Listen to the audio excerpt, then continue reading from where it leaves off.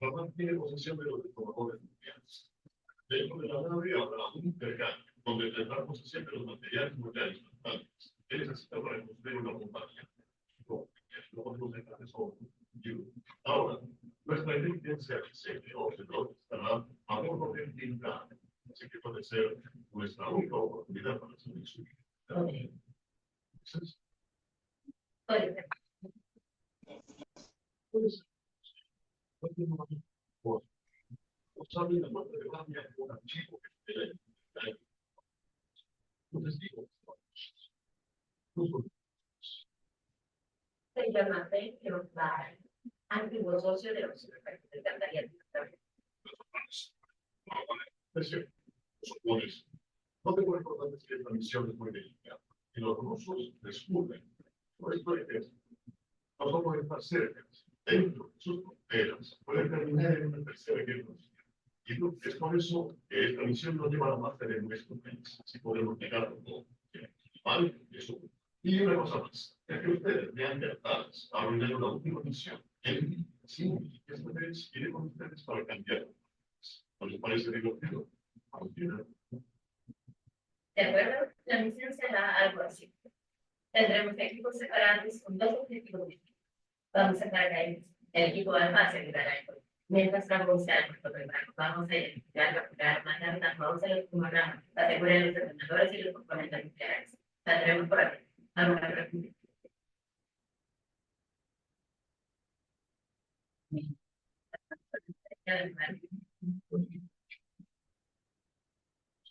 Bueno, andar.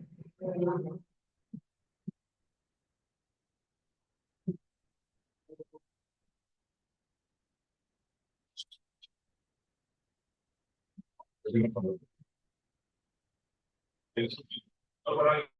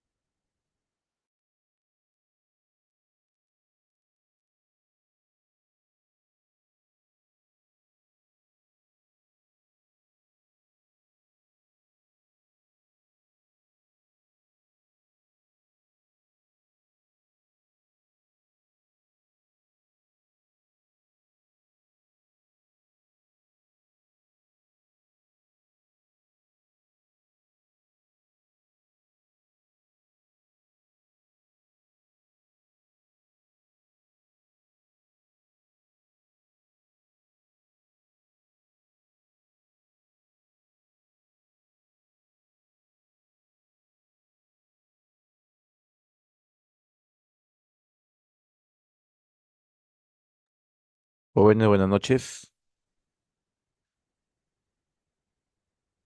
Buenas noches, Buenas ¿me noches, doctor. escuchan? ¿Sí se escucha? Ok, muy bien. Nuevamente nos estamos reuniendo ahorita para continuar con el tema que queda de beta-lactámicos.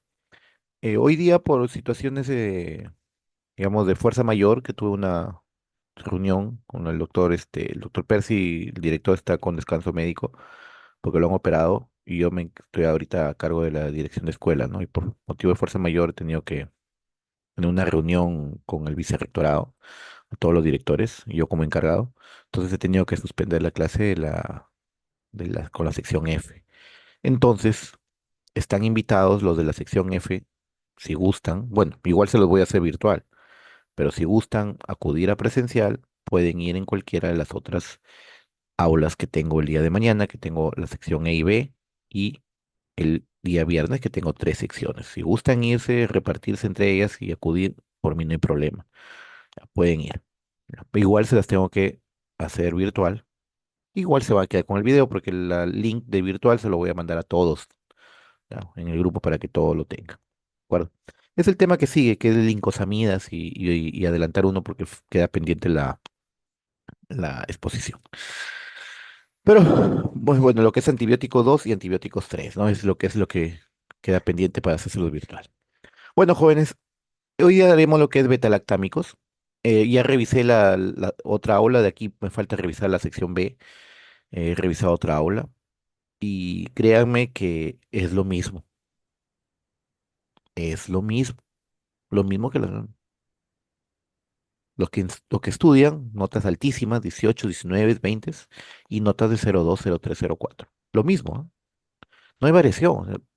Lo mismo en la primera unidad, segunda unidad, tercera unidad. Eso quiere decir que en la primera unidad que no ha habido repaso, y en la segunda y tercera que sí lo hay, sigue el mismo patrón. ¿Para qué sirve un repaso? No sirve, realmente no sirve. ¿No? Por eso es que lo voy a, como les dije ayer, lo voy a pensar dos, tres, hasta cuatro veces antes de hacer un repaso en la última unidad. Realmente porque los resultados son los mismos. Y estoy haciendo algo extracurricular prácticamente por nada, porque los resultados siguen siendo los mismos. Pero bueno, jóvenes, sin más preámbulo, continuamos porque ya es tarde. Esta clase es un poquito larga, pero es un solo tema, así que no había problema. Entonces, hablaremos sobre los beta-lactámicos. Los beta-lactámicos son los primeros, digamos, grupo de antibacterianos, porque estos son antibacterianos de los que vamos a estudiar. Aparte que fueron el primer antibiótico, antibacteriano antibiótico. Pues, antibacteriano es una cosa y antibiótico es otra, porque hay antimicóticos que son antibióticos. No confundir. El término antibiótico ya lo expliqué ayer. El término antibiótico el concepto es una sustancia química producida por otro ser vivo, ¿no? Entonces puede ser un antibacteriano que sea antibiótico, como puede ser un antibacteriano que sea quimioterápico, como las sulfas, por ejemplo. Puede ser un antimicótico que sea antibiótico, como la gliceofulvina, por ejemplo. Pero eso sí lo vamos a ver después. Empecemos con los betalactámicos. Ya les conté ayer cómo sucedió. Alexander Fleming en el año 1928, cuando estaba cultivando Staphylococcus aureus, se contaminó su muestra accidentalmente porque olvidó una ventana abierta y se dio cuenta que donde había crecido el hongo estaba libre de bacterias. Entonces se dio cuenta que ese hongo había secretado algo que evitaba el crecimiento bacteriano, ¿no? Nunca pudo purificar el material, como ven ahí, ¿no? Pero él fue el que determinó que existía y es más, nombró a esta sustancia, le puso el nombre penicilina, porque deriva del penicilio no tanto. Entonces, la penicilina es digamos, es un tipo de betalactámicos, porque los betalactámicos son, digamos, son cuatro tipos de betalactámicos que tenemos, ¿no? ¿Cuál es la característica común? Que tienen un núcleo tetragonal idéntico. Tenemos las penicilinas, las cefalosporinas y cefamicinas, que forman un solo grupo, los monobactamos o monobactámicos y los carbapenems.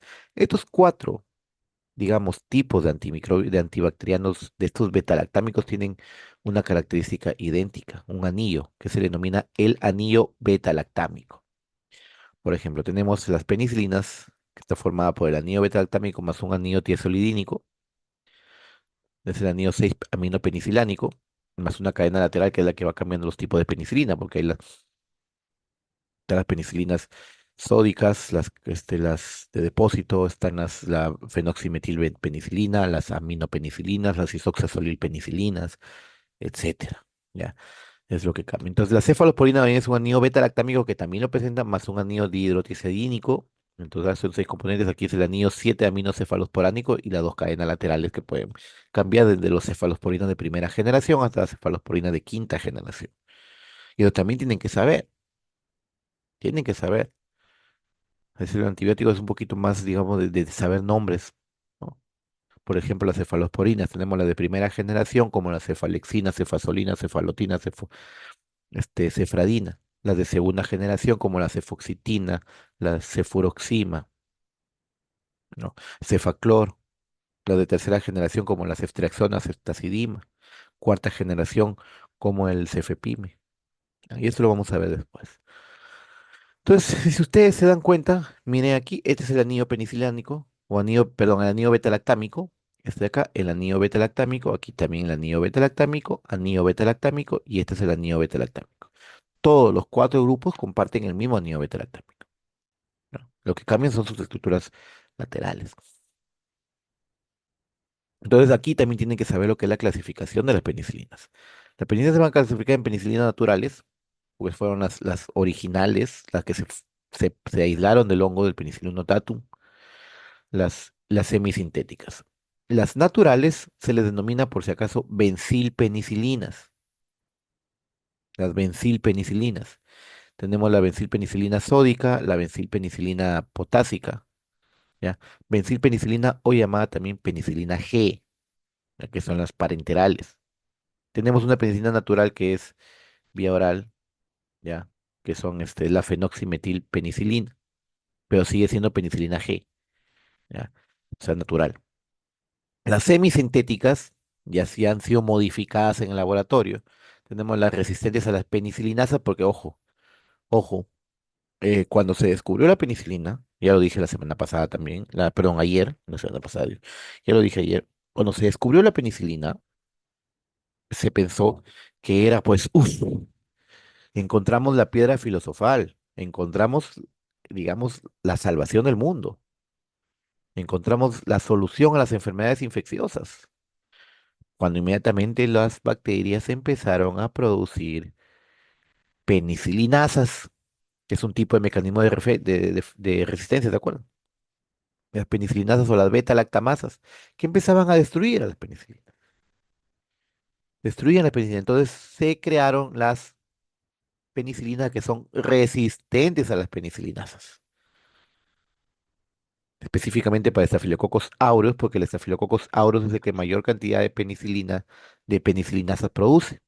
Entonces se creó las resistentes a las penicilinasas. Tenemos otro, las aminopenicilinas, que son las penicilinas que se les ha ampliado el espectro. Porque ojo que las penicilinas naturales y las resistentes a las penicilinasas son de espectro reducido, exclusivos para cocos gram positivos. Las aminopenicilinas se les amplió ese espectro, por eso se le denomina penicilina de espectro ampliado, que tiene cierta actividad sobre algunos gram negativos. Tenemos las antipseudomonas, tenemos las derivadas del ácido 6-metoxipenicilinas, que estas antipseudomonas ya se convierten ya en penicilinas de amplio espectro. Ayer les expliqué los conceptos de espectro reducido, de espectro ampliado y de amplio espectro. El espectro ampliado es diferente a ese de amplio espectro, por si acaso. El espectro ampliado, como le dije, es un fármaco que tiene un espectro reducido y tiene cierta actividad sobre otro tipo de gran negativos o de otro tipo de bacterias. En cambio, el de amplio espectro tiene actividad sobre los dos tipos, gran positivos, gran negativos y otros tipos de... Bueno, son conceptos que tienen que saber ustedes. ¿Ya? El hecho de que yo diga de que muchas de mis preguntas salen de la diapositiva no quiere decir que el conocimiento se queda acá. Porque puedo sacarlo del libro también, para eso están mis sílabos, por si acaso. Porque aquí esperan a última hora y me pongo a leer la diapositiva y al final puedo sacarlo de lo que yo digo, del libro, de todo. Para eso es el curso. Estamos en la última parte ya. Entonces aquí están las naturales que les mencioné hace un momento. Tenemos la penicilina G o benzilpenicilina, que son las de uso parenteral. Tenemos la benzilpenicilina benzatínica o penicilina G benzatínica. Tenemos la penicilina V o la fenoxipentilpenicilina, que es, digamos, una modificación para que se vuelva gastroresistente o resistente al ácido, para que pueda ser utilizada por vía oral. Y la feneticilina, que ya está en desuso. Tenemos las semisintéticas que les mencioné hace un momento, las resistentes a las beta-lactamasas o resistentes a las penicilinasas. Tenemos las que no son estables en medio ácido, o sea, solamente para uso parenteral. Tenemos la meticilina, ¿ya? La nafcicilina, meticilina la más importante. Y tenemos las que son estables en medio ácido, o sea, que pueden usarse vía oral. Aquí están las isoxazolil penicilinas. Tenemos la oxacilina, la cloxacilina, dicloxacilina. Se utiliza bastante para infecciones en la piel porque es para los estafilococos. La dicloxacilina, la más utilizada, más conocida, solo para vía oral. Dicloxacilina, no se olviden. No se confundan porque muchos se confunden con doxiciclina, que es otra cosa. La dicloxacilina es una penicilina y aquí vamos a ver su mecanismo de acción. En cambio, la doxiciclina es una tetraciclina cuyo mecanismo de acción es inhibir la síntesis proteica. Tenemos las aminopenicilinas, como ya le mencioné hace un momento, son de espectro ampliado, no tienen actividad contra las pseudomonas. Aquí están las más conocidas y más utilizadas por todo el mundo, que es la ampicilina y la amoxicilina. La ampicilina viene para vía oral y para vía parenteral. En cambio, la amoxicilina solamente viene para vía oral. Tenemos las antiseudomonas, que son una especie ya de penicilinas de amplio espectro, que van a tener actividad sobre las pseudomonas. Tenemos las carboxipenicilinas y las ureidopenicilinas. Entre la carboxipenicilina tenemos la ticarcilina y la carbenicilina. Ya no se usa mucho, ¿por qué? Porque las ureidopenicilinas son superiores. Y aquí tenemos la melocilina y la más usada que es la piperacilina, muy utilizada actualmente en, en UCI, en unidades de cuidados intensivos, donde hay, digamos, alta resistencia bacteriana, sobre todo por pseudomonas. Ya, la piperacilina, que es un tipo de ureidopenicilina. Es más, la piperacilina se le da junto con un inhibidor de la beta-lactamasa, que es el tazobactam. Entonces ahí viene el famoso llamado pipetazo, piperacilina más tazobactam. Entonces el espectro de las penicilinas, como ya les dije, la penicilina G y la V, la G tenemos la procaínica, pero en las acuosas. Las acuosas, ¿cuáles son? Las que se pueden, las cristalinas. Penicilina G sódica, penicilina G potásica. Y tenemos la de depósito. ¿Por qué de depósito? Porque estas penicilinas, que son acuosas, que se pueden utilizar vía endovenosa o intramuscular, tienen un tiempo de vida media muy corto. Recuerden que ayer hablamos sobre el efecto postantibiótico y que estas penicilinas dependen del tiempo. Las penicilinas dependen del tiempo, hay que estar contándolo constantemente. Tu tiempo de vida media es cortísimo. Entonces, para eso se crearon las penicilinas de depósito. ¿Qué quiere decir depósito? Que tú lo administras una sola vez y empieza a liberarse de a pocos, con cinética de absorción de orden cero, porque la velocidad de absorción no disminuye. Se va a ir manteniendo niveles plasmáticos constantes.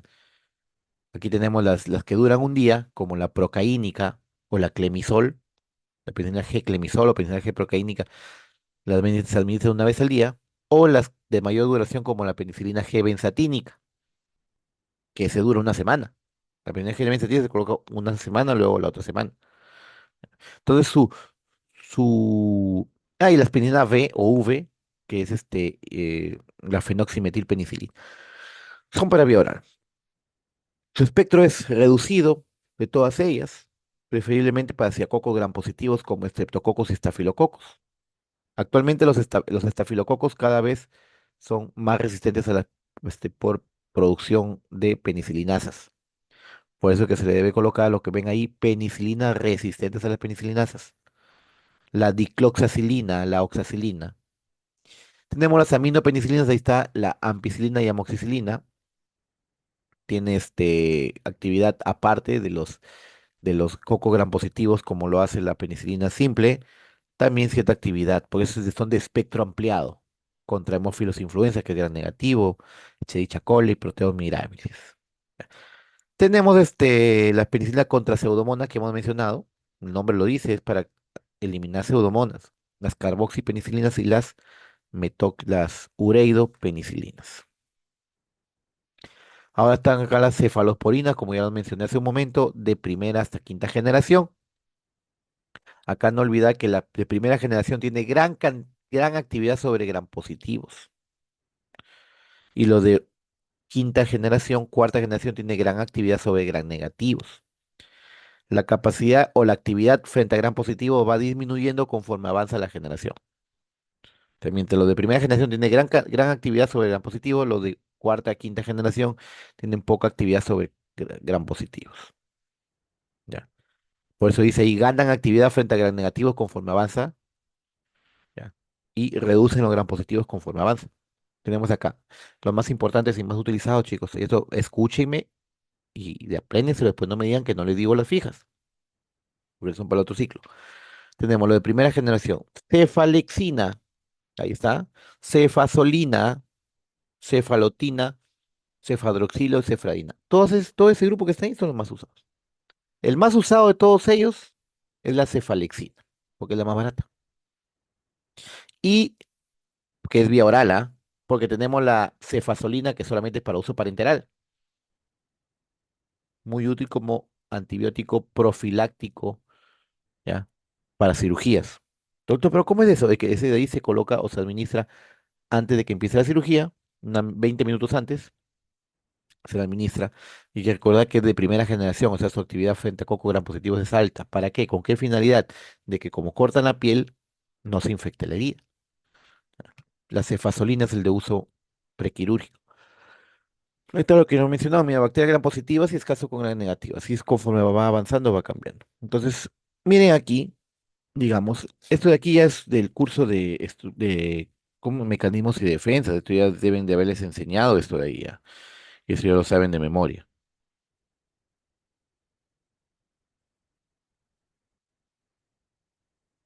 Un momentito, chicos.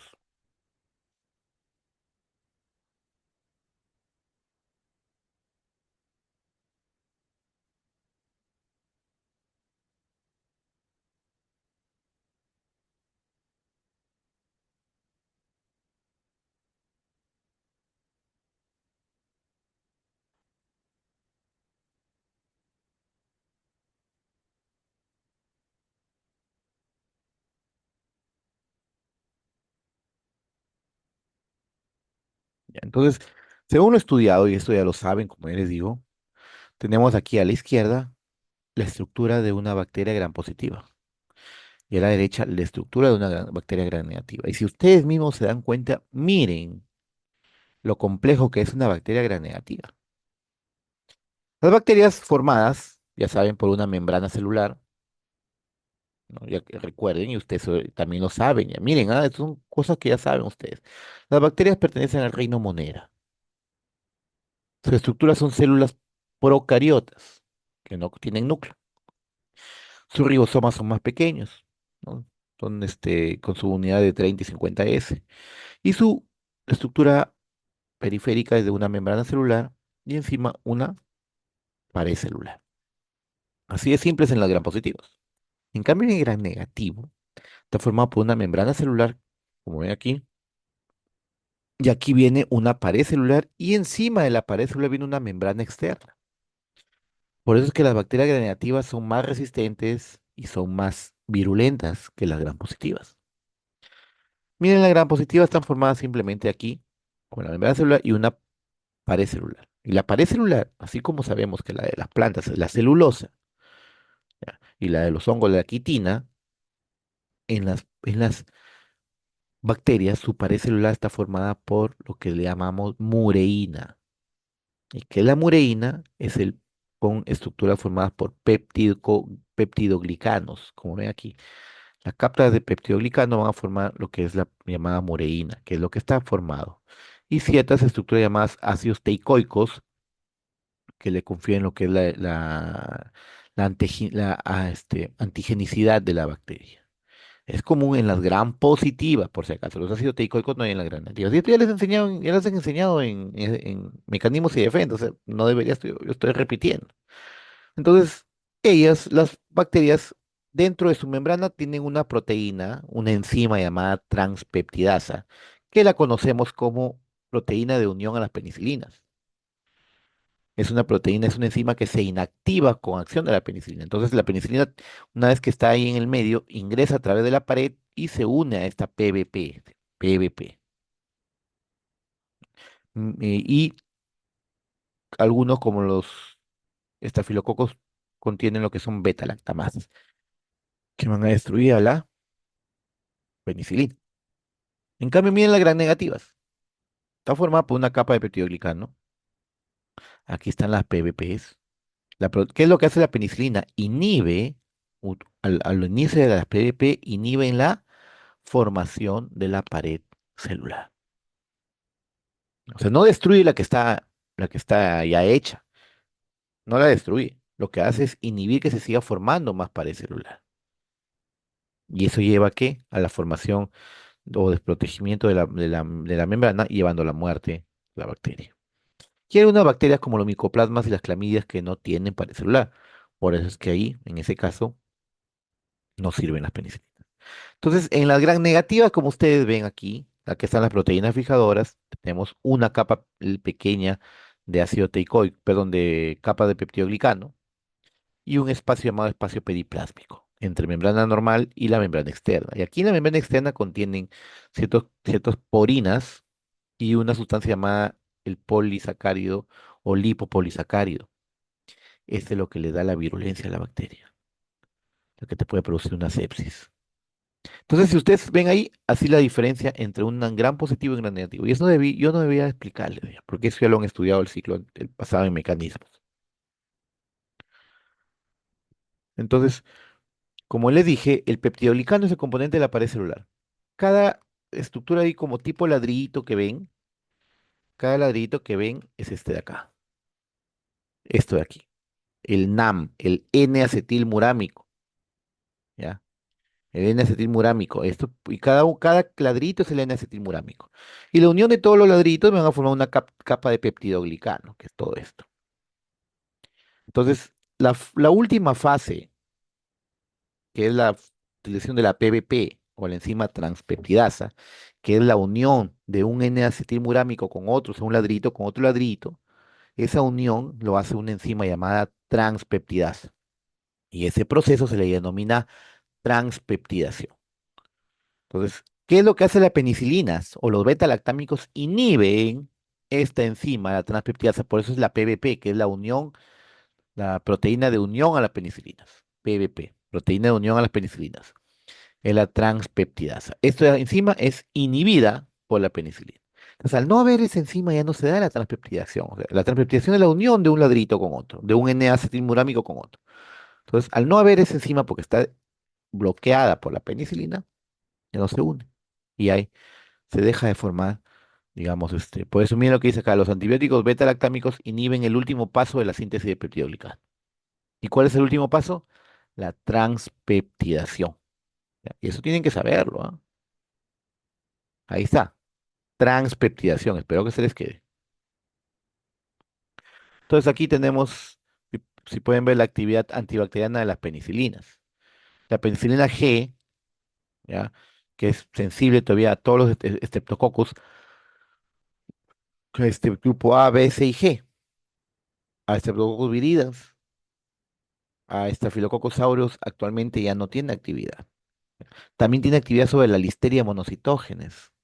Es una bacteria común que produce la enfermedad llamada listeriosis. Mayormente infecta neonatos. La de espectro ampliado miden la ampicilina y amoxicilina, una actividad casi a todo, excepto a los estafilococcus aureus, tanto sensible como resistente a la meticilina. Tenemos la cloxacilina, oxacilina, que son la meticilina, que eh, son penicilinas resistentes a la beta-lactamasa. O sea, es muy útil en estafilococos. Ahí está, ¿no? Sensible. Acá ustedes mismos también, ¿no? Sensible al Staphylococcus aureus. Sensible a la meticilina, porque ahí la resistente a la meticilina ya ninguno le hace efecto y tiene que ser con vancomicina. Entonces, acá. Tenemos las antiseudomonas, y tenemos la pipedacilina y la carbenicilina, ¿no? Aquí tenemos las otros sobre los gram negativos. Miren, la penicilina G es casi resistente a todos los gram negativos, solo cierta actividad sobre Neisseria gonorrea y meningitis. En cambio, la amoxicilina tiene más espectro, ¿no? Hasta para Escherichia coli. Las de acá todas son resistentes, la carbenicilina también todas son sensibles, sobre gram negativo sobre todo, igual que la piperacilina también. No, penicilina de amplio espectro. Aquí, Neisseria, Escherichia coli, Klebsiella prácticamente son sensibles a todos, ¿no? Tenemos acá los anaerobios. Los anaerobios son bacterias que sobreviven en un medio donde no hay oxígeno. Utilizan metabolismos anaeróbicos para producir su energía. ¿Ya? Entonces aquí, por ejemplo, tenemos los microorganismos que están en la flora intestinal, ¿no? Que son anaerobios, que no utilizan oxígeno. Tenemos la actinomyces, la plebotella, Clostridium perfringens, ¿no? Inclusive que es el que produce el tétanos, Streptococcus. Miren, la penicilina G es sensible prácticamente a todos, igual que la amoxicilina. ya aparece la resistencia eh, los más, penicilinas de mayor amplio espectro, son resistentes. Miren la cloxacilina, la dicloxacilina, la carbenicilina sí son sensibles. Ya, pero acá, estos microorganismos que son anaeróbicos son sensibles a la penicilina, son sensibles a la amoxicilina. Por eso es que, ¿por qué se saltan y se van a, a fármacos de mayor espectro cuando hay que empezar desde lo más bajo para poder evitar así la resistencia bacteriana? Aquí están las cefalosporinas de primera a quinta generación y su sensibilidad, ¿no? Acá prácticamente el que es resistente a toditos es el estafilococo resistentes a la meticilina, excepto a lo de quinta generación. Estos son sensibles también el Streptococcus resistente a la meticilina, o llamado SARM, SARM, Staphylococcus aureus resistente a la meticilina, eh, eh, sensible a la meticilina, te va, como digo, con tos mucho de ellos, ¿no? Sobre todo los de primera generación. Pero lo que son resistentes a la meticilina prácticamente con ninguno. Y esos resistentes a la meticilina son sensibles a la vancomicina. Ya vamos a hablar de eso cuando corresponda con la vancomicina. Aquí está en vean negativos, se dan cuenta las de tercera generación ganan. ¿Ya? La ceftazidima tiene acción anti-pseudomona, por si acaso. ¿Ya? La cefuroxima cierta actividad, pero mayor es la ceftazidima. La ceftazidima no la trae. Acá hay gran negativos, prácticamente todas son sensibles. El Clostridium perfringens y Streptococcus, todos son sensibles. Excepto acá el Clostridium perfringens, la cefixima. Me dan un minuto, jóvenes.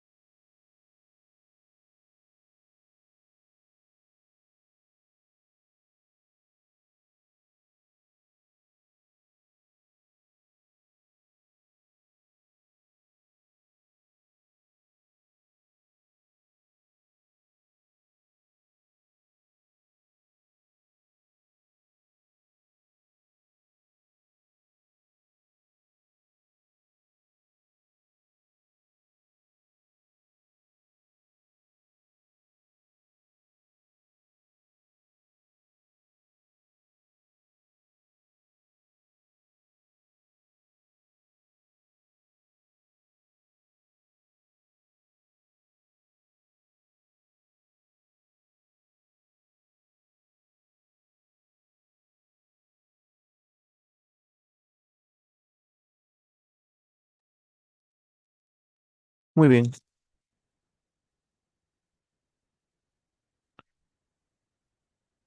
El efecto postantibiótico, ¿no? ¿Se acuerda que hablamos que es el efecto postantibiótico? ¿Se acuerda que hablamos hasta el día de ayer? Que ese es prácticamente el efecto que prosigue una vez dejado de administrar el fármaco, que sigue eliminando o deteniendo el crecimiento de las bacterias. Ojo, todos los beta-lactámicos son bactericidas, ¿ya? No se olviden. Los beta-lactámicos son bactericidas, ya que al destruirla o inhibir la formación de pared celular, llevan a la muerte de la bacteria. Eh, es el efecto postantibiótico. El de las beta-lactámicos es de pocas horas. Ya le dije, ¿se acuerdan? Son fármacos que dependen del tiempo. ¿Ya? Eh, pero sobre los gram negativos, pero en sí los beta-lactámicos tienen poco efecto postantibiótico. Son fármacos que dependen del tiempo. Las características farmacocinéticas. Si hablamos de la penicilina G y B, se absorbe la penicilina oral, la absorción o administración oral de penicilina G prácticamente es ya no se usa actualmente. ¿Por qué? Porque no tiene una buena absorción, ¿ya? Por eso dice, debe utilizarse en la vía oral solo en infecciones en las que la experiencia clínica corrobora su eficacia. En cambio, como ya les mencioné hace un momento, las penicilinas se administran vía parenteral, ¿ya? La penicilina G. Estamos hablando de la penicilina, penicilina G, ¿ya? Esta vía oral, su semivida de 30 minutos, como pueden ver, y un tiempo de vida media cortísimo. Son las que se administran, pues las acuosas se debe de administrar cada 4 horas a lo mucho, ¿no? La potásica y sódica que se coloca viendo venosa en situaciones de gravedad. En cambio, las otras que son de depósito de liberación prolongada son para administración intramuscular.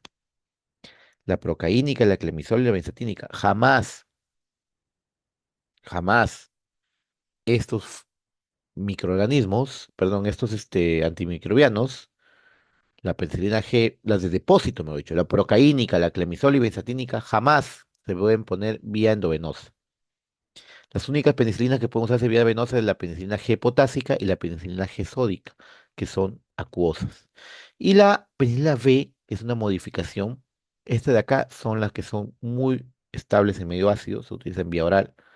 Casa contención plasmática incluso 2 a 5 veces mayor que la penicilina G. ¿Ya? Entonces, para administración oral son resistentes al ácido. ¿Ya? Distribución prácticamente se une a la albúmina, ¿ya? El promedio es 60% de forma irreversible. ¿Ya? Y aparece en todos los órganos, ¿no? Ahí donde está la albúmina. Puede no provocar la lisis bacteriana, ¿no? Su volumen aparente de distribución es de unos 0,35 litros, tiene un poco volumen de distribución. La excreción es renal, ¿ya?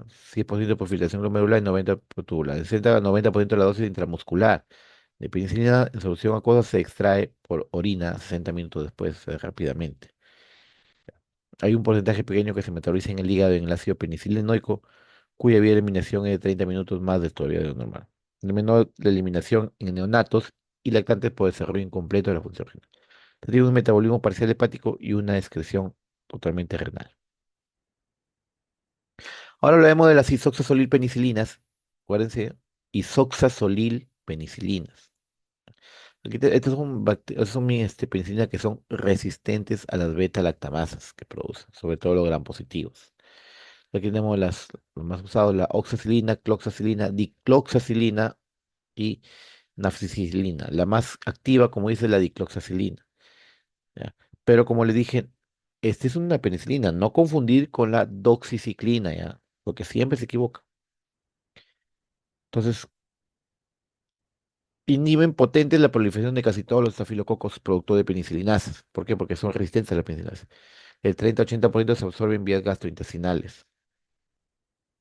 El uno en 1 hora alcanza su concentración máxima. Se actúan rápidamente. Se excreta en vía oral el 50% con un tiempo de vida media hasta de 60 minutos. Ya, este fármaco sí se puede utilizar la oxacilina cada 6 horas, ¿no? O dependiendo cómo va. Pero eh, vía oral utilizamos la dicloxacilina y vía parenteral puede utilizarse la cloxacilina o la oxacilina. Estas son las aminopenicilinas. La penicilina que es estable y medio ácido, tiene buena absorción oral, se absorbe incompletamente con los alimentos, pues tiene que tomarse con el estómago vacío. En cambio, la amoxicilina tiene un tiempo de vida media de 80 minutos. La amoxicilina es una aminopenicilina la más utilizada, que es la mejor y más completa absorción oral que la ampicilina. No interfiere en los alimentos. Ya, ahí está. Cerca del 20% se liga a proteínas plasmáticas, a diferencia del otro. Y se elimina en forma activa en la orina también. Muy bien. Tenemos la carbenicilina y piperacilina, son antiseudomonas. La carbenicilina ya no casi se está utilizando, la que está en boga es la piperacilina, que se extiende el espectro de la ampicilina para incluir todas las cepas de Pseudomonas aeruginosa. Es una enterobacteria que no produce beta-lactamasa. Esta Pseudomonas aeruginosa es sensible, digamos, a la piperacilina. Y es más, la piperacilina, como le dije, se mezcla con un inhibidor de la beta-lactamasa, que es el tazobactam. Ahí viene el nombre comercial de beta, pipetazo, ¿no? Es la piperacilina que tiene un espectro mayor de prácticamente todas las demás penicilinas, conforme dice ahí. Ahora hablaremos de la cefalosporina de primera generación. La cefazolina, como ya le mencioné hace un momento, tiene actividad contra Enterobacter, sobre todo su actividad frente a gram positivos. Puede ser intramuscular o intravenosa. Se excreta por filtración glomerular y una proteína plasmática 85%. Este se utiliza, ya les dije hace un momento, en profilaxis antibiótica en cirugías. Eso no se olviden, ¿ya? Si les preguntan cuáles son las cefalosporinas que utiliza como terapia antibiótica profiláctica en cirugía, tenemos dos por si acaso, la cefazolina y la cefalotina, ¿ya? Cefazolina, que es esta acá, y la cefalotina. Tenemos la cefalexina también que de primera, pero de uso oral, elimina gram positivos mayormente y ciertos gram negativos, su acción es mayor sobre los gram positivos, no se metaboliza y se excreta por la orina. Tenemos la cefradina, también no se metaboliza, se absorbe por vías gastrointestinales, que su tiempo de vida media es mayor. La cefalexina hay que darle cada 6 horas, en cambio la cefradina puede darse cada 12. Tenemos el cefadroxilo, también igual para uso de vía oral, con un tiempo de vida media mayor que la cefalexina. ¿Ya? Inclusive tiene cierta actividad, como ven ahí, para infecciones urinarias, ¿no? Bueno, vuelvo a repetir acá, estos son de primera línea. Eso quiere decir que todos estos cuatro nombres o cuatro fármacos son de primera generación, pero primera línea, dicho, de primera generación. O sea, su actividad mayor son contra cocos gram positivos.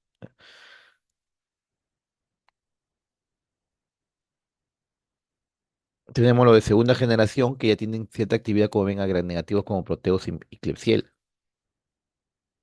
Tenemos la cefoxitina. Esta cefoxitina que es un antibiótico porque es producida por el Streptomyces lactamdurans. Es resistente a algunas beta-lactamasas, son resistentes a las beta-lactamasas de algunos gram negativos, confiriéndoles a la potencia o la actividad, ¿no? La eficacia contra este tipo de fármacos. Muy activos también con cierta actividad sobre anaerobios, como el Bacteroides fragilis. Semivida de unos 40 minutos, la cefoxitina. ¿Ya? Tenemos ese factor, se usa exclusivamente para tratar infecciones del oído. ¿Ya? Por eso dice, es más activo contra el hemófilos influenza y Moraxella catarrhalis, que son los causantes, digamos, los causantes de la otitis media aguda. La Moraxella catarrhalis, el Haemophilus influenza. Tenemos la cefuroxima, ¿ya? Tiene actividad sobre Citrobacter y Enterobacterias. No tiene actividad sobre strepto- sobre anaerobios, como bacterias fragilis. No tiene efecto sobre anaerobios, ¿ya? Puede administrarse cada 8 horas. La concentración de líquido cefalorraquídeo del 10%, pero aumenta cuando las meninges están inflamadas. Entonces, justo exclusivamente para tratamiento por meningitis. Ahí están la cefotaxima, cefoxitina, la ceftriaxona. Estos de aquí son referenciales. o comparativo de la farmacocinética de estas tres principales, ¿no? Que son las de tercera generación. Ya hemos hablado de la primera, segunda y tercera generación. Acá su actividad frente a gran positivo disminuye y aumenta su actividad sobre gran negativos. Muy útil para infecciones urinarias severas, pielonefritis y algún otro tipo de infección. No sirve desde aquí como profiláctico quirúrgico para operaciones para el centro quirúrgico. Tenemos los de cuarta generación, gran actividad de bacterias gram negativas como el Haemophilus influenza, Neisseria meningitidum, sea gonorrea. Cefepime y cefpiroma son de cuarta generación. Muy bien. ¿Preguntas hasta ahí?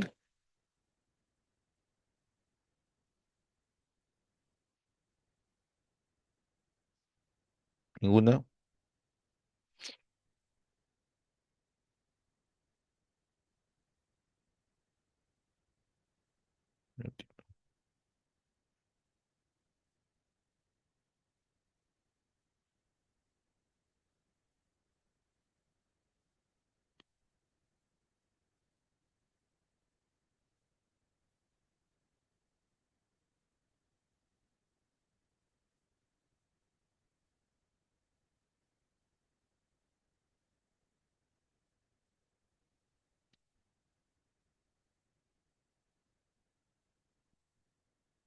Bueno, entonces hablaremos de los mecanismos de resistencia. Aquí de todos estos mecanismos de resistencia, la más importante es la producción de beta-lactamasas.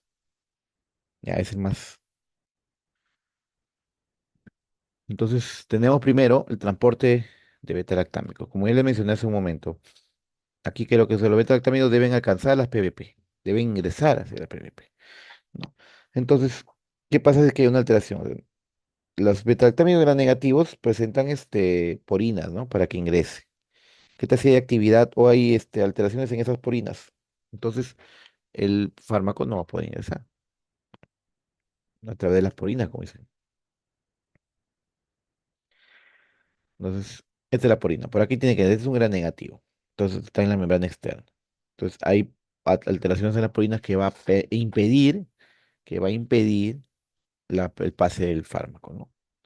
Y aparte de eso, que impida el ingreso, también hay dentro de las alteraciones de transporte las bombas de flujo. O sea, si el fármaco llegó a ingresar, viene esta bomba de flujo y la expulsa de la bacteria. ¿Ya? Expulsa de la bacteria. El- Vuelvo a repetir, aquí el fármaco ingresa dentro de la bacteria y aparece esta bomba de flujo y saca el antimicrobiano de adentro de la bacteria. Ahora, alteración de los sitios de acción. A ver, por ejemplo, ahí, como ven, eh, es un gran negativo, un gran positivo, perdón, es un gran positivo. Y aquí está la PVP, el antibiótico tiene que entrar para que se una la PVP, pero que es si hay alteraciones o mutaciones en esa PVP, esa transpeptidasa. Entonces, la penicilina no va a poder actuar, no va a poder actuar hasta que la penicilina, ¿en qué momento? En que baje la resistencia, ¿no? Porque eso de aquí ya es una forma de defenderse de las bacterias. La más importante es aquí, como es la producción de beta-lactamasas, la aparición de ciertas enzimas que son beta-lactamasas que van a destruir o degradar o hidrolizar a los beta-lactámicos. Miren, la gran negativa es, aquí a la derecha es más compleja esa estructura. Dice, la síntesis de vitamina de beta-lactamasa es constitutiva y en pequeña cantidad. Entonces, digamos, el fármaco ingresa y empiezan a formarse nuevas moléculas de beta-lactamasas.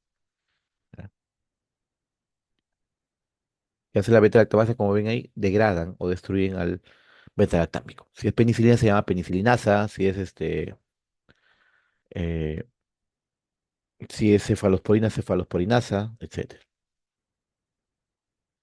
Bueno, aquí solamente para que te hagan una idea, porque esto no lo apunté, se vea cuando sea microbiólogo, las clases o la clasificación de la beta-lactamasa, ¿no?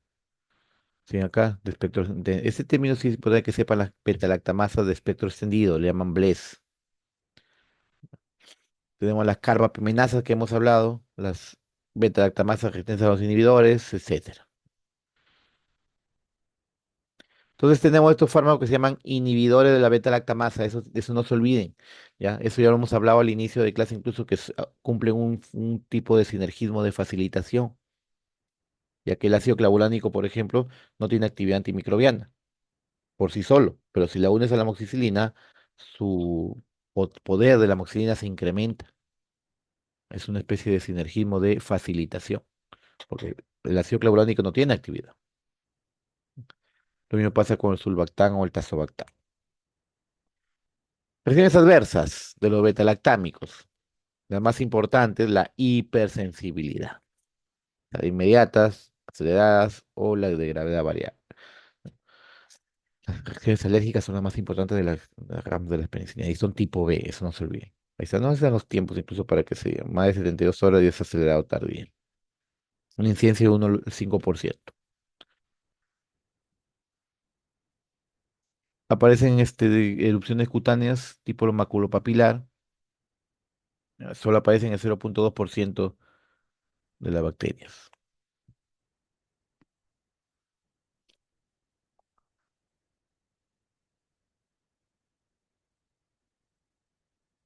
Otras reacciones adversas, alteraciones gastrointestinales, diarrea, pues, como ya les comenté, ¿no? Las alteraciones gastrointestinales van a producir es lo que llaman sobreinfección bacteriana por el Clostridium difficile. ¿Se acuerdan que les comenté? Bien, ese es un fármaco que destruye la flora bacteriana en el intestino y el Clostridium, como es resistente a ese fármaco, empieza a proliferar y produce enfermedad, ¿no? Aumento reversible de transaminasas. Uno pasado sobre todo con la doxiciclina, la dicloxacilina, la naficilina. Alteraciones hematológicas, alteraciones en las plaquetas.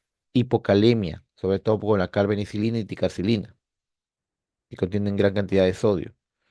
Nefritis intestinal y encefalopatía que cursa con mioclonías y convulsiones. O sea, miren toda la serie de, de reacciones adversas de estos, de los beta-lactámicos. No veo, espérate. Ya.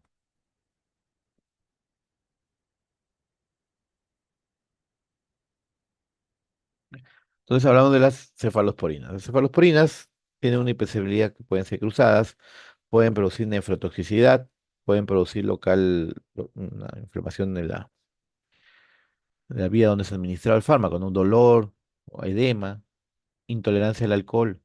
¿Ya? Dice, quita tras la administración de cefamandor y cefoperazón. Fenómenos hemorrágicos a veces que puede pasar, hay que tener bastante precaución. Puede incrementar las sobreinfecciones, aumento en transaminases, files, etcétera. ¿Ya? Entonces, esas son las reacciones adversas de las cefalosporinas específicamente. Muy bien. Entonces, ya llegando a la recta final, hablamos de las aplicaciones terapéuticas. Otorrinolaringología, paramidalitis, ¿no? Ahí están las dosificaciones, otitis media aguda, sinusitis crónica, ya lo revisan. Ya con las infecciones respiratorias, la neumonía, por ejemplo, hay dos componentes que puede ser comunitaria o hospitalaria. Entonces, habría que ver tratamiento, ¿no? En este caso, como ven aquí, se puede utilizar carbapenems. Neumonía aspirativa, cuando ingieres el contenido del estómago, ¿no? En este caso, se utiliza principalmente lo que es la penicilina G, ¿no? En ciertas infecciones como bronquitis, un tratamiento solamente puede ser sintomático porque mayormente es un virus que puede provocar, ¿no? La mayoría de bronquitis son virales, que determinan infecciones óseas, las osteomielitis, las artritis infecciosas o artritis sépticas, ¿ya? Entonces puede provocar, digamos, sirve para ese tipo de infecciones, ¿no? Infecciones cutáneas en la piel, Streptococcus piógenes, Staphylococcus aureus, tratamiento de elección para la penicilina G. Entonces, se puede utilizar para eso, ¿no? Tenemos infecciones del sistema nervioso como meningitis, por ejemplo, y tenemos dosificación nomás para que tengan de valor referencial, porque no le voy a preguntar dosis. Tenemos infecciones urinarias extrahospitalarias, intrahospitalarias, que son las más difíciles de tratar, y pielonefritis, que son infecciones a nivel ya de eh, de un cuadro agudo, más que todo. Infección de transmisión sexual. Antes la penicilina era el tratamiento de elección para el gonococo, pero actualmente hay resistencia. Sigue siendo el tratamiento de elección para la sífilis, la penicilina G sódica. Se administra viendo venosa. Tenemos otras infecciones como el Clostridium tetani, que pues el tétano, la listeria monocitógenes, como ya lo mencioné, la listeriosis, Corynebacterium diphtheriae, Actinomyces israelí. Muy bien, hasta ahí preguntas.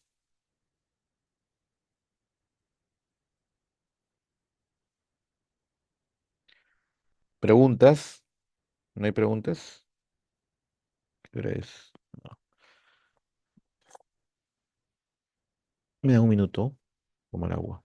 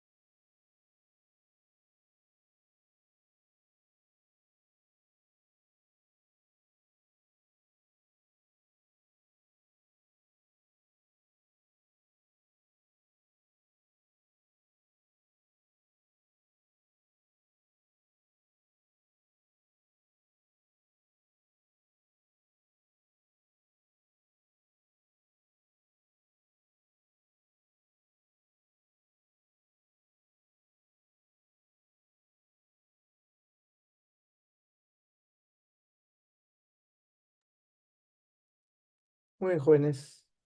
Continuado, terminado ya. Faltan los monobaltámicos y los carbapenems.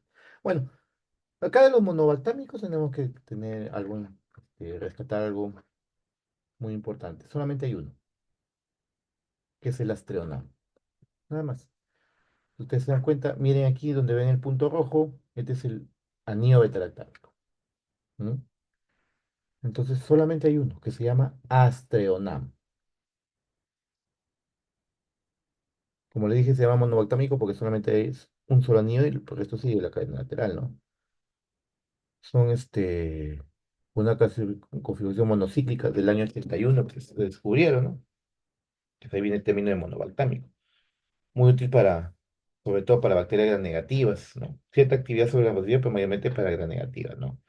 Bueno, Acetobacter, Acetobacter, la astronaga en el 86, que fue que se sintetizó, ¿no? Introducido en la clínica, no es neurotóxico ni ototóxico,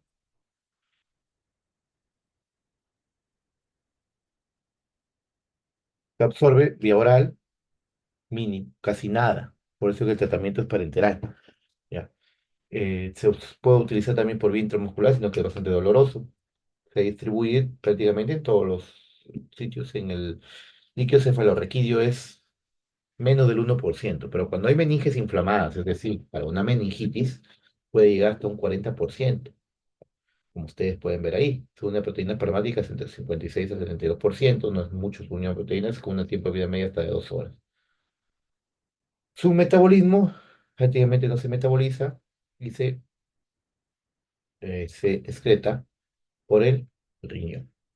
Ya, se excreta por el riñón. 75%, como ven ahí, mediante filtración glomerular y secreción tubular, y un 7%, digamos, a través de la vía hepática y por las heces, por excreción biliar. Por la orina se elimina el 65% de todo eso, ¿no? Que lo que hace, el mecanismo de acción de los beta-lactámicos de todos es el mismo. Inhibe la síntesis de formación, la síntesis de pared bacteriana. ¿En qué fase? En la transpeptidación, ¿ya? Porque en la vancomicina, por ejemplo, también inhibe la síntesis de pared bacteriana, pero la vancomicina actúa en la transglicosilación. En cambio, las penicilinas o los beta-lactámicos, mejor dicho, actúan en la transpeptidación, que es la última fase. Ahí están dos explicaciones para que tengan una idea. Es seguro su uso en lactantes, ¿ya? Seguro, claramente también es seguro durante la lactancia, pero hay que tener precaución en los ancianos, ¿no? Hay que evaluar la función renal. Muy bien, para terminar ya este es el último punto, que son los carbapenems. Los carbapenems son otro tipo de betalactámicos, pero son de amplio espectro, muy útiles para situaciones de pacientes críticos, ¿no? Acá tenemos como el imipenem, el meropenem, muy mal utilizados en la época de COVID, donde les administraba vancomicina más imipenem, ¿ya? Son de los de más amplio espectro, como le mencionaba hace un momento, ¿no? También son altamente resistentes a las betalactamasas, no se degradan así nomás. Tenemos uno de los más utilizados, que es el imipenem, ¿ya? El imipenem fue el primer carbapenem disponible para uso clínico, ¿ya? Es el de más amplia actividad de todos los betalactámicos sistémicos. Lo que hay que tener en cuenta es de aquí que el imipenem se degrada en el riñón, por eso se le administra, como ustedes ven aquí, un fármaco que va a estabilizar o va a proteger al imipenem, que se llama cilastatina. Ya vamos a hablar aquí. Solamente para uso vía parenteral, ¿ya? O solamente, principalmente para uso endovenoso, más que intravascular, ¿ya? Mayormente se utiliza vía endovenosa, se distribuye ampliamente, un 13 a 21% en proteínas plasmáticas, y la cilastatina en un 40%, ¿no? Se distribuye en todos los órganos, ¿ya? Y así su volumen de distribución. Tenemos una de las, digamos, eh, una característica del imipenem es que son degradadas rápidamente o hidrolizadas por la dihidropeptidasa 1, que es una peptidasa renal, ¿ya? Es degradado rápidamente. Entonces, para evitar esa degradación se le da un inhibidor de la dihidropeptidasa, que es la cilastatina. ¿Con qué finalidad? De evitar que sea degradado el imipenem. La excreción, cuando se usa con cilastatina y cuando se hace sin cilastatina. Recuerda, como le vuelvo a decir, la cilastatina tiene la función de proteger al imipenem. La cilastatina no tiene actividad antibacteriana. La resistencia bacteriana, según la proteína ligada a la penicilina, interfiere en la síntesis para la crisis de microorganismos susceptibles, ¿no? Así actúa. Y es igual que los demás, es un beta-lactámico, los carbapenems. Igual, se unen las PBPs y interfieren en la síntesis de la pared, en la transpeptidación y llevando a la muerte. También son bactericidas, ¿ya? Entonces, el imipenem es un potente inductor de beta-lactamasas cromosomiales, que algunos aeróbicos lo pueden producir, ¿ya? Pero no hidrolizan al imipenem. El imipenem es altamente resistente a la beta-lactamasa. Produce beta-lactamasa, pero no hidroliza. El espectro es bastante amplio, como ven aquí. No actúa sobre cocos y bacilos gram positivos. Son resistentes a la clamidia, de micoplasmas. ¿Por qué? Porque estos no tienen pared celular. ¿Ya? El Mycobacterium tuberculosis está formado por ácido micólico y no está formado por N-acetilmurámico. En Citrobacter, Serratia, Proteus, Pseudomonas inducen la aparición de beta-lactamasa. Indicaciones, como ven ahí, infecciones nosocomiales, o sea, infecciones intrahospitalarias, neuropatías, sepsis, endocarditis, infecciones óseas, infecciones polimicrobianas. En ninguna parte dice ahí, por ejemplo, COVID, pero en la época de COVID le daban hola, parece que no me escuchan. Hola, ¿me escuchan? Sí se le escucha, Ah, ya, doctor. ok, ok. Bueno, entonces le estaba mencionando en infecciones intrahospitalarias, en sepsis, en sí son para uso de situaciones graves, de enfermedades graves, no para virus. ¿Ya? Acá está la dosificación y las principales reacciones adversas entre náusea, vómitos, fiebre, puede producir diarreas también, como todos los antibióticos. La diarrea es una reacción adversa tipo A muy común en todos los antimicrobianos. ¿Por qué? Porque dañan la flora intestinal. Tenemos el meropenem. Aquí el meropenem tiene una característica que la dihidropeptidasa renal no lo degrada. Por lo tanto, este meropenem no necesita de la cilastatina. No necesita de la cilastatina. ¿Ya? Mecanismo de acción, el mismo. Es un bactericida, se une a las proteínas las proteínas ligadoras de penicilinas, inhiben la transpeptidación, llevando a la muerte de la bacteria. Ya que son gram negativos, son bactericidas. ¿Ya? Son bactericidas. La farmacocinética muy similar al imipenem, pero no es degradada por la dihidropeptidasa renal, por lo que no necesita cilastatina. Alcanza concentraciones terapéuticas líquidos cefalorraquídeos bastante altas. Se tolera bien si se administra vía endovenosa en situaciones de infecciones severas, ¿no? Ahí tiene su tiempo de vida media, su número de proteínas y su eliminación. El espectro antibacteriano también es amplio, gran negativo, y aquí incluye la pseudomonas aeruginosa. El meropenem tiene, digamos, actividad sobre pseudomonas. Sobre gram positivos y hemófilos es menor su actividad, pero sí tiene gran actividad sobre Neisseria meningitis, uno de los fármacos de primera línea de la meningitis por Neisseria. ¿Ya? Se sinergia con gentamicina y vancomicina. ¿Por qué? Porque ya dije, la gentamicina y la vancomicina también son bactericidas, y entre dos bactericidas se potencian, ¿no? Ahí están la serie de ciertos microorganismos que son sensibles al meropenem.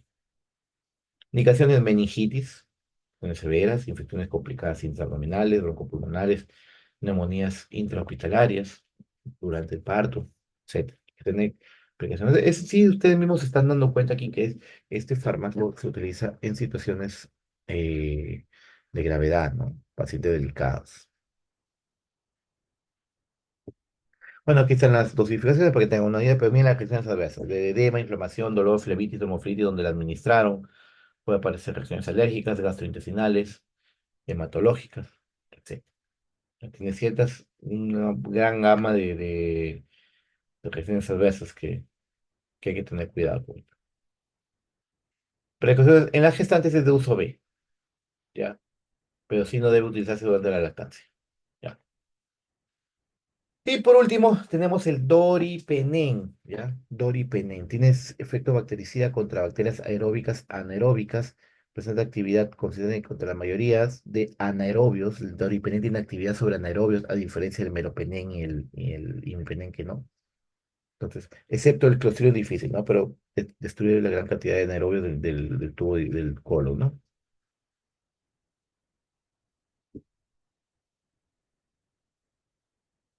Ya, ese de aquí, como ven aquí, tiene también esa actividad similar a otro, la pseudomonas. Tiene actividad sobre el pseudomonas también, pero también lo que te dice la actividad sobre anaerobios, ¿no? Mecanismo de acción, ya sabemos, interfiere con los PBPs, produce inhibición de la síntesis de la pared, llevando a la muerte bacteriana, ¿no? Se absorbe solamente por vía endovenosa, y saben ustedes que el porcentaje de la absorción es completa en la vía endovenosa, llevando una biodisponibilidad del 100%, ¿no? Porque inmediatamente el fármaco está yéndose a la sangre. Se distribuye un 8.5% con los que están ligados a las proteínas plasmáticas, con un volumen de distribución, sí, de 16.8 litros. Perdón. Metabolismo se metaboliza parcialmente por la dihidroxiasa, no como el imipenem no necesita de cilastatina, no es sustrato del sistema microsomal, no es sustrato del P450, por lo tanto no va a degradarlo, ¿no? Su eliminación por vía renal e inalterada un 15%, de un tiempo de vida media de 1 hora. Indicaciones, infecciones intraabdominales, incluyendo pielonefritis, infecciones ginecológicas, donde haya anaerobios, ¿ya? Donde haya anaerobios. Y si hay también acción sobre las hormonas también. Reacciones adversas, náusea, vómito, diarrea, como todos, y puede llevar a una colitis pseudomembranosa por el Clostridium difícil, ¿no? Muy bien, chicos. ¿Preguntas? ¿Preguntas? ¿No hay preguntas? Bueno, Doctor, entre el imipenem y el meropenem, ¿cuáles tiene menos efectos o cuál es mejor tolerado? el efecto antibacteriano es casi similar entre los dos. La gran diferencia entre uno y el otro es la degradación renal. No se degrada el meropenem a través de la estatina. Entonces, el riesgo de alguna reacción adversa, recuerde que hay dos fármacos. Entonces, una reacción alérgica, por ejemplo, estás dándole dos fármacos diferentes. Entonces, el riesgo es mayor en el imipenem. Por eso es que es la diferencia, porque que después de similar su farmacocinética, es similar su espectro. El espectro antibacteriano es similar. La diferencia es que uno no necesita la cilastatina.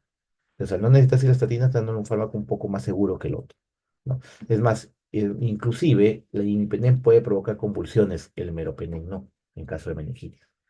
Su uso mayor del meropenem es en meningitis, porque ahí sí, en la Neisseria meningitidis, el meropenem tiene mayor actividad que el imipenem.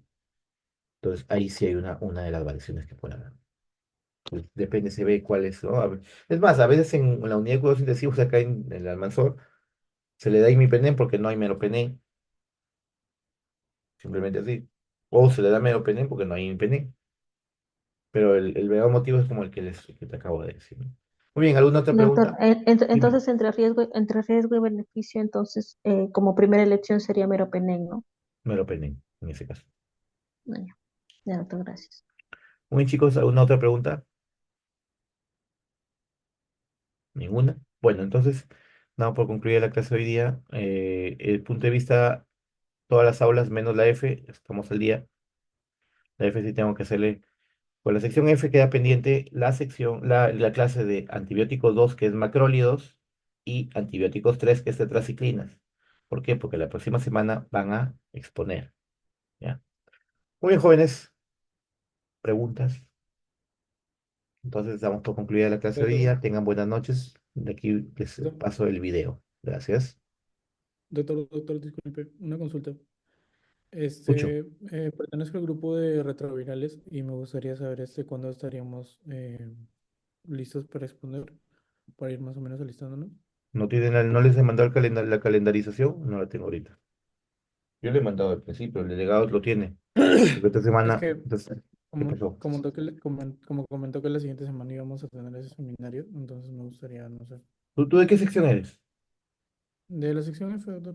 Ya, ya, pues la otra, lo que están haciendo es, me han pedido postergar el seminario, porque el seminario le correspondía esta semana. Me llamaron ese día y me dijeron que postergue el seminario. Y coincidencia, coincidió con la reunión que he tenido. El seminario va a ser la próxima semana porque simplemente lo estamos postergando. Pero los temas los voy a adelantar. Eso quiere decir que esta semana es la semana 12, ¿no?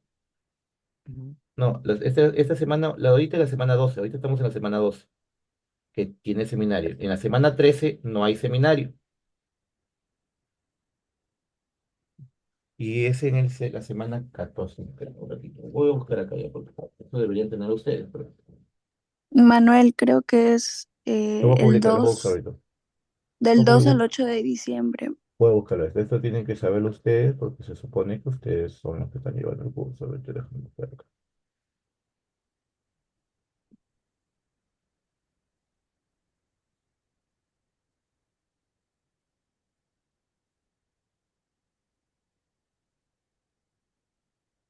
A ver, ahorita estamos en la semana 12, Do- ya, 12, que sí, toca el doctor. seminario. Esta semana debería tocar seminario, semana 12, pero lo van simplemente y lo estamos haciendo un cambio para la semana 13.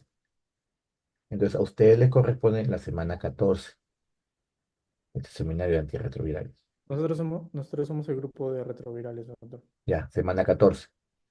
La semana 15, que es la última prácticamente, toca antiprotozoarios, porque de ahí viene el examen.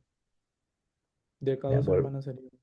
De cada así dos es, semanas estaríamos. de Ya. aquí a 2 semanas. Por una Así Ya, es. consulta, doctor, ¿es otro. para todas las secciones o Claro, solo para la... O sea, no, los que nos tocan comicina también para la próxima semana? solamente vancomicina he cambiado con la F. Esta semana, Ah, sino porque hoy día he tenido una reunión con vicerrectorado y no se ha podido hacer la clase, aparte que ya me la pidieron, ¿no? Eso y no he podido hacerlo. A ok. toda esta Doctor, semana le corresponde vancomicina y cloranfenicol. Ujú, La semana ya, 12, estamos en la semana 12, pues, ¿no? En la sí. semana 13, como les dije, que es la que viene, no hay seminario, excepto la F, que es porque debe. En la semana 14 antirretrovirales, y la semana 15 eso. Y esto de aquí se lo he dado a los delegados, todos lo tienen, porque es una calendarización que está dentro del sílabo. Ya, pero un ratito. Vamos a buscar el sílabo, ¿ya? Vamos a buscar el sílabo.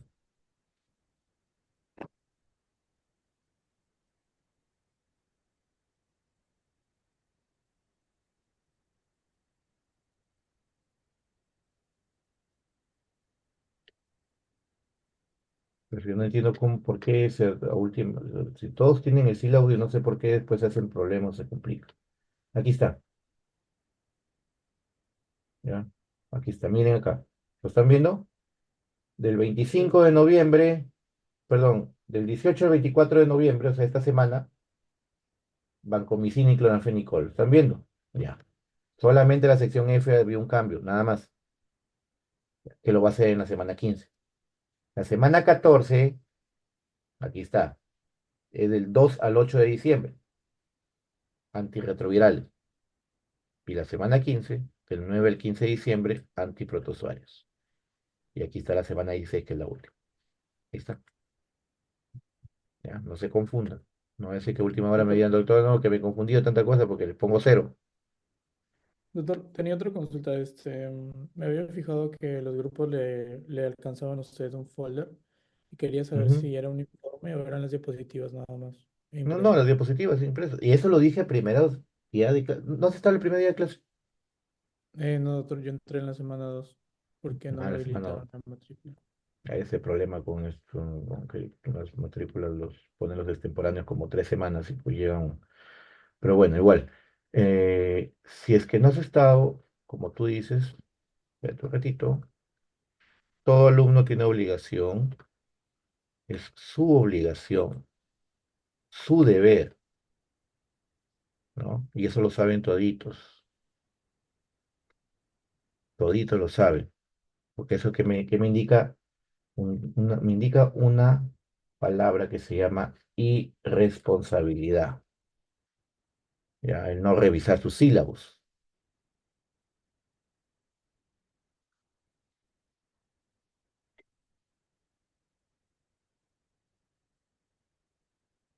Durante la sustentación, el seminario presentará un folder, las diapositivas impresas en papel bond 4. Acá no dice informe. Está en el sílabus. O sea, si no lo he explicado, está en el sílabus. Por eso le digo. Lo único que me demuestran con esto es el que no revisa su sílabus, lo único que me demuestra es irresponsabilidad. Nada más. El curso le llega. Y listo. Es lo único que me muestra. No me muestra otra cosa. Si no estuviera en el sílabus, bueno, el doctor no le diría. No, no he estado porque me matriculé tarde, ¿no? Pero está en el sílabus. O al menos que me diga, doctor, mira, lo he leído en el sílabus y no lo entendí. Ya es otra cosa. Pero está en el sílabus. Todo lo escribo en el sílabus para evitar reclamos posteriores. ¿Ya? Bueno, chicos, tengan buenas noches. Estamos Listo. comunicando. Gracias. Hasta luego. Gracias, doctor. Hasta luego. Yo, doctor, cuídese.